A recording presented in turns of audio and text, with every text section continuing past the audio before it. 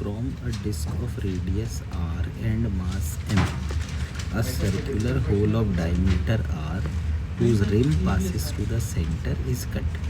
What is the moment of inertia of the remaining part of the disk about a perpendicular axis passing through the center? तो देखो इसमें एक ये disc है, इस disc का मास m है और रेडियस r है। इसमें से एक छोटी डिस्क जिसका कि रेडियस r/2 है, उसको कट करके बाहर निकाल दिया। तो जैसा कि हम जानते हैं कि डिस्क में जो मास है वो एरिया के डायरेक्टली प्रोपोर्शनल है, तो πr² एरिया का मास है m। तो यूनिट एरिया का मास होगा m/πr²।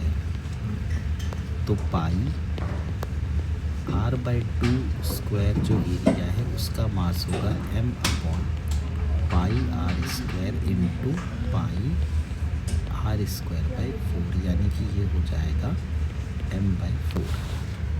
तो ये जो डिस्क हमने बाहर निकाली है इसका मास है m/4। अब हमें ये जो सेंटर है इसके अबाउट मोमेंट ऑफ इनर्शिया निकालना है।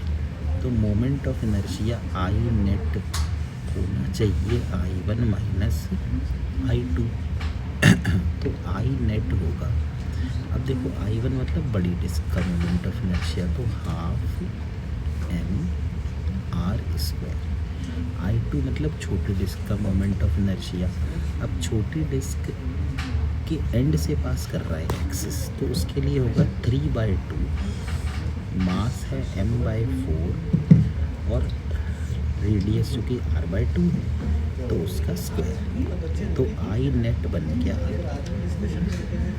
½ mr² माइनस 3 mr²/2 का स्क्वायर, 4 4 16 32। तो यहाँ से आई नेट की वैल्यू आ गई 32, तो LCM आ गया। तो 2 × 16 mr² minus 3 mr² is equal to 13/32 mr²।